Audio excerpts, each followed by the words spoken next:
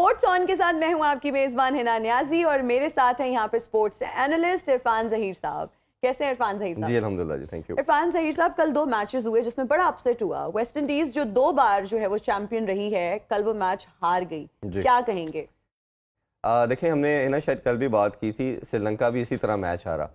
इन दोनों टीम का जो माइंडसेट नजर आता है वो एक ही तरह का कि टोटल एग्रेसिव क्रिकेट। आपको समहाउ T20 भी फॉर्मेट खेल रहे हो तो थोड़ा सा एग्रेशन के साथ अपने आप को एडजस्ट भी करना पड़ता है, थोड़ा सा इनिंग्स को बिल्ड भी करना पड़ता है।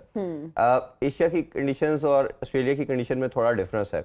एशिया की एक तो बैटिंग ट्रैक होते हैं, बाउंड्रीज छोटी होती हैं। ऑस्ट्रेलिया की दुनिया की सबसे बड़ी बाउंड्रीज है और उसमें ना विंड का बड़ा रोल होता है। अगर आपकी विंडी किस्म का एटमॉस्फेयर है तो आपकी पावर हिटिंग भी काम नहीं आती। पिच का भी रोल होता है। पिच का भी बिल्कुल रोल होता है। इधर बाउंसी ट्रैक है तो जिस टीम के अंदर प्लेयर जो हुक और पुल अच्छा नहीं लगाते वो भी फंसेंगे। अच्छा। और हमने देखा कि जिस तरह श्रीलंका ट्रैप हुआ इसी तरह वेस्ट इंडीज भी ट्रैप हुआ। उन्होंने शॉर्ट पिच बॉल्स की ज्यादा इनको, और जब वो बड़ी शॉट के लिए गए तो हवा में जब बॉल जाएगी तो क्रॉस द विंड वो बॉल को वापस लेके आती है। और बाउंड्रीज की डायमेंशन काफी बड़ी है। उसकी वजह से क्या हुआ कि वो उनकी बाउंड्रीज के ऊपर कैचेस होते रहे उनके मोस्ट ऑफ द बैट्समैन। तो ये बड़ा ट्रैप था। फिर ऐसा कोई बैट्समैन नहीं था कि जो इनिंग्स को बिल्ड करता, वो उसको एंकर करके लेके जाता। तो ये बड़ा प्रॉब्लम आया। और आपने जैसा कहा 2 दफा की वर्ल्ड चैंपियन रह चुकी है वेस्ट इंडीज। उस टाइम के उनके प्लेयर बड़े जबरदस्त किस्म के थे। जैसे गेल की बात करें, सैमुअल थे, फिर कैप्टन जो खास तौर पे बात करनी चाहिए डेनिस सेमी, ठीक है, उनका मैं इंटरव्यू सुन रहा था, उनसे बात भी बड़ी एक दफा हुई। उन्होंने कहा कि मैं अपनी टीम को इस तरह बिल्ड करता था कि मैच से या टूर्नामेंट से पहले जैसे बच्चों को लेके चलते हैं, मैं कोशिश करता था कि हर एक को खुश रखूं, उनकी बात सुनूं, और उनको मैं कहता था कि आपकी ये भी नीड पूरी होगी, ये भी नीड पूरी होगी। मैं साइकोलॉजी को समझता था।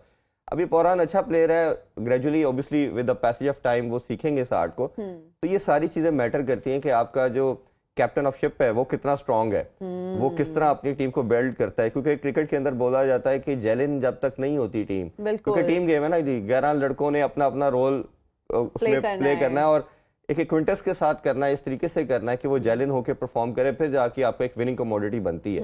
तो ये सारी चीजों में वेस्ट इंडीज हमें नजर आया लैक है। पुलार्ड पहले 2 साल कैप्टन रहे, वर्ल्ड कप से पहले बिल्कुल वो आउट कर दिया गया। तो वो टीम मुझे नहीं नजर आ रहा कि इसके अंदर वो स्पार्क है, बट यू नेवर नो, क्योंकि उनके पास सब पावर हिटर है। किसी उनका दिन हुआ जिस दिन तो वो तो बिल्कुल डिमोलिश कर देंगे ऑपोजिशन को। बट मुझे लगता है कि वेस्ट इंडीज के लिए ये मुश्किल वर्ल्ड कप होगा। इरफान साहब, आज भी 2 मैचेस खेले जा रहे हैं। एक 9 बजे शुरू हुआ नमीबिया का जो है वो नीदरलैंड के साथ, और फिर 12 बजे खेला जाएगा जो कि होगा यूएई का श्रीलंका के साथ। इन 2 मैचेस को आप किस तरह से देखते हैं? देखिए, नमीबिया ने तो बड़ा जबरदस्त वर्ल्ड कप का आगाज किया और इस तरह श्रीलंका को उन्होंने डिफीट किया। वो ऐसे नहीं आया कि just they have come for the participation. वो एक पूरा गेम प्लान के साथ आए। उनकी गेम अवेयरनेस बड़ी अच्छी थी। पहले तो हमें नजर आता था कि सिर्फ डेविड विजे जो था वो एक ऐसा प्लेयर था जो लाहौर कलंदर का भी पार्ट रहा। इन्होंने काफी अर्सा, नमीबिया के कुछ प्लेयर ने लाहौर कलंदर के साथ भी काम किया है और मेरा नजर आया कि इन्होंने एक प्रॉपर होमवर्क के साथ आए हैं। और जिस तरह उन्होंने 5-6 विकेट्स गंवाने के बाद भी अपनी इनिंग्स को बिल्ड किया और अटैक किया, और खासतौर पे बॉलिंग की बात करें, बॉलिंग के अंदर जिस तरह खूबसूरत तरीके से उनके फ्रैंकलिन और बाकी बॉलर्स ने बॉलिंग की, उनको आइडिया था कि हमने इधर किधर ट्रैप करना है, बाउंड्रीज की डायमेंशन किधर है, शॉर्ट पिच बॉल किधर करेंगे, ये हुक या पुल के लिए जाएंगे, किधर इनको हिटिंग में प्रॉब्लम आएगी। उन्होंने प्रॉपर उसी पे काम किया। तो देखिए, जो टीमें प्रॉपर प्लान के साथ आएंगी, एग्जीक्यूशन ऑब्वियसली प्लेयर नहीं करनी है, वो जाके उसको एग्जीक्यूट करेंगी, वो सक्सेसफुल रहेंगी। यूएई की टीम मुझे थोड़ी सी सबसे वीकर लिंक नजर आ रही है। टीम अच्छा खेली है बट उस तरह का वो स्पार्क जो इस स्टैंडर्ड पे होना चाहिए समहाउ नहीं है। तो मेरा ख्याल है सेकंड मैच तो ज्यादा कन्वीनियंट रहेगा अब श्रीलंका के लिए, क्योंकि श्रीलंका के लिए डू एंड डाई की सिचुएशन है। श्रीलंका अगर मैच कोई हारा तो वो मैं सब कल भी हमने बात की कि जब वो नमीबिया से हारे तो पाकिस्तानियों को यही दुख लगा रहा कि हमने एशिया कप का फाइनल इनसे हारा जिन्हें नमीबिया से हार चुके हैं। ये चीज एग्जैक्टली। तो आप यूएई को इतना स्ट्रॉन्ग कैंडिडेट उस तरह से नहीं समझते? जी, और इसमें लगता है अभी तो मैच चल रहा है, नमीबिया मेरा ख्याल है ज्यादा स्ट्रॉन्ग कैंडिडेट है और दूसरे मैच में श्रीलंका है। बाकी लेट्स सी कैसे चलती है सारी सिचुएशन, काया पलट भी सकती है। ऑब्वियसली क्रिकेट है, T20 इतना शॉर्टर फॉर्मेट है कि किसी का एक आधा स्पेल, एक आधी इनिंग्स 3-4 ओवर में अच्छी हिटिंग होगी तो गेम अवे हो जाती है दूसरी टीम से, और प्लस आपके पास मार्जिन बहुत कम होता है कम बैक करने का। यूएई की बात करें तो यूएई जो अपना मैच हारा उसमें एक कैच ड्रॉप होने से वो मैच हार गया। हमें भी याद है, हमने बड़े मैचेस ऐसे हारे हैं कि एक कैच से हम मैच हार गए। बिल्कुल। अच्छा इरफान साहब, कल के मैच की बात करेंगे। पाकिस्तान और इंग्लैंड का जो मैच हुआ, उन्होंने अपने ऑर्डर को चेंज किया लेकिन बड़े इजीली इंग्लैंड ने हमें डिफीट जो है ना वो दे दी। क्या कहेंगे?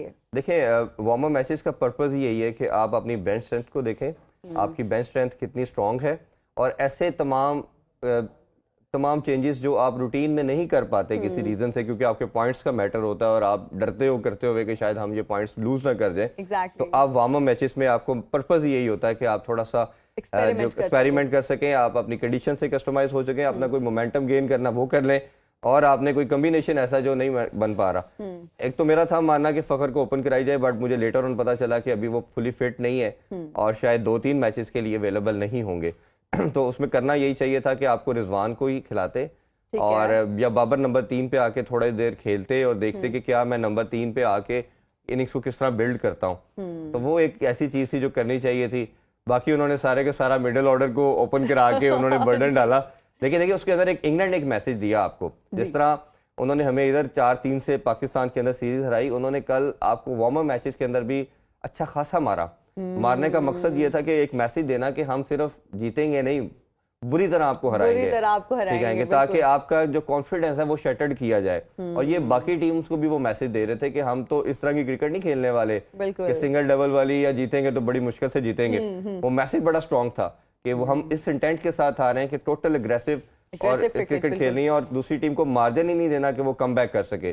और मेरा ख्याल है कि ये आपके पास एक गोल्डन अपॉर्चुनिटी है कि आपके पास 2-3 मैचेस हैं, आप इस इंटेंट के साथ खेल के देखें, अपने मोड को चेंज करें। बट अनफॉर्चुनेटली मुझे नहीं नजर आ रहा कि ना कैप्टन ना कोच के अंदर ये अप्रोच है। आल्दो कि अभी मैथ्यू हेडन भी हमने साथ एज ए मेंटोर ऐड कर दिया है, लेकिन मेंटोर की कितनी बात सुनी जाती है, ये एक मुश्किल चीज है। अच्छा, हम अपने मिडिल ऑर्डर को बहुत ज्यादा क्रिटिसाइज करते रहते हैं, आए दिन हम इस पे बात भी करते रहते हैं, लेकिन हम पावर प्ले को हमारा पेट सेंटेंस बन चुका है। एग्जैक्टली। लेकिन हम अपने पावर प्ले को उस तरह से एक्सप्लॉइट नहीं करते। देखिए, ये बहुत बड़ा अलमिया है और मेरा ख्याल है ये थोड़ी सी ज्यादती भी है मिडिल ऑर्डर के साथ कि हम हर दफा उन पे बात करते हैं। हमें अभी ये फाइनल जो न्यूजीलैंड से जितवाया मिडिल ऑर्डर ने जितवाया। Exactly. और जिस तरह अभी हम एक मॉर्निंग शो में भी अपने बात कर रहे थे कि आप जब एक प्लेयर को रोल क्या देते हैं। देखिए, T20 बड़ा शॉर्टर फॉर्मेट है। अगर आप इसमें, मैं एग्जांपल इस तरह देता हूँ कि आप अगर आज मिडिल ऑर्डर के बैट्समैन को ये अलाउ कर दें कि आपने 10 बॉलों पे 12 रन स्कोर करने हैं, ठीक है, 12 गेंदों पे 15 करने हैं, जो स्ट्राइक रेट बाबर या रिजवान का है, तो क्या आपका ख्याल है ये आउट होंगे? ये कभी भी आउट नहीं होंगे। और फिर आप कहेंगे यार इनकी तो एवरेज बड़ी कमाल है, इनकी तो ओपनर से भी ज्यादा अच्छी अपने। आप उनको रोल क्या दे रहे हैं? 7 बॉलों पे 25 करें, 10 बॉलों पे 30 करें। जब आपका प्लेयर हर बॉल पे हिटिंग के लिए जाएगा तो ओब्वियसली उसके आउट होने के चांसेस ज्यादा हो जाएंगे। यहाँ तो ओपनर भी इस तरह परफॉर्म करके दिखाए ना कि ओपनर भी अगर वो 60-70 बॉल्स खेल रहे हैं तो वो 100 या 100 प्लस कर रहे हैं। उनका स्ट्राइक रेट 170-180 के रोल पे अगर आके वो खेल रहे हैं, फिर वो आके आप बात कर सकते हैं जी उन्होंने भी करके दिखाया, आप भी करके दिखाएं, आप एक एग्जांपल सेट करके दें। ऊपर से आप पावर प्ले में पूरी टीमें जितनी भी आप देखेंगे ना, टॉप नॉच जो टीमें हैं 3-4, ऑस्ट्रेलिया, न्यूजीलैंड की बात कर लें, इवन साउथ अफ्रीका को भी मैंने अभी रिसेंटली देखा है, या इंडिया भी, वो पावर प्ले में 60-70 रन की तरफ जाते हैं, क्योंकि आपके दायरे के अंदर फील्डर होते हैं, 2 फील्डर्स आपके दायरे से बाहर हैं, तो आप उसको यूटिलाइज करते हो। हम पावर प्ले के अंदर ऑलमोस्ट 40 या 45 रन स्कोर करते हैं, जिससे क्या है कि आप और पहले ही 20-25 रन शॉर्ट हो गए। ठीक है, जब आपका टारगेट लेट्स सपोज 180-190 का आप टारगेट रख के आप खेल रहे हो तो 20-25 रन पहले शॉर्ट हो गए, वो प्रेशर भी आपका मिडिल ऑर्डर पे आ गया। क्योंकि लेट्स सपोज आप चेस कर रहे हैं फॉर इंस्टेंस, तो आपको पता है कि जी अब आपकी एवरेज 8 या 9 की है, और जब उनकी बारी आई तब एवरेज चलेगी 11-12 की, तो उनके ऊपर तो डबल से ट्रिपल प्रेशर आपने डाल दिया कि अब आपने खेलना भी है, आपने रन भी तेज करने हैं, और फिर आपने बेचारों ने आउट भी नहीं होना। तो तनकीद उन पे बनती है। मैं ये नहीं कहता कि क्रिटिसाइज उन पे नहीं बनता। इंटरनेशनल लेवल के ऊपर सक्सेसफुल वही प्लेयर या टीम होती है जो उसको अब्जॉर्ब करती है प्रेशर को, और अपनी जितनी भी प्लानिंग है उसको एग्जीक्यूट करती हैं।